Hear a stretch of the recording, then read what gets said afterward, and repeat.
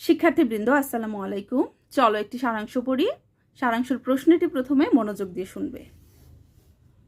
সত্য ওজন দরে বা গজের মাপে বিক্রয় হয় না, তাহা ছোট হইলেও বড়। পর্বত পরিমাণ খড় বিচালি স্ফুলিঙ্গ পরিমাণ আগুনের চেয়েও দেখিতে বড়, কিন্তু আসলে বড় নহে। সমস্ত সেজের মধ্যে যেখানে সলতার সুচাগ্র পরিমাণ মুখটিতে আলো জ্বলিতেছে, সেখানেই সমস্ত সেজটার সার্থকতা।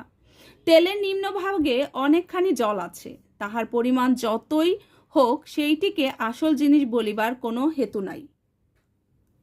সকল সমাজেই সমস্ত সমাজ প্রদীপের আলোটুকু যাহারা জ্বালাইয়াছেন, তাহারা সংখ্যা হিসাবে নহে, সত্য হিসাবে সে সমাজে অগ্রগণ্য।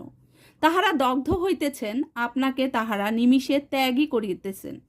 তবু তাহাদের শিক্ষা সমাজে সকলের চেয়ে উচ্চে। সমাজে তাহারাই সজীব ও তাহারাই দীপ্যমান। এবার আমরা সারাংশটি পড়ব। সারাংশ: কোনো জিনিসের বিচার নির্ভর করে তার গুণ অথবা শক্তির মহাত্ম্যে।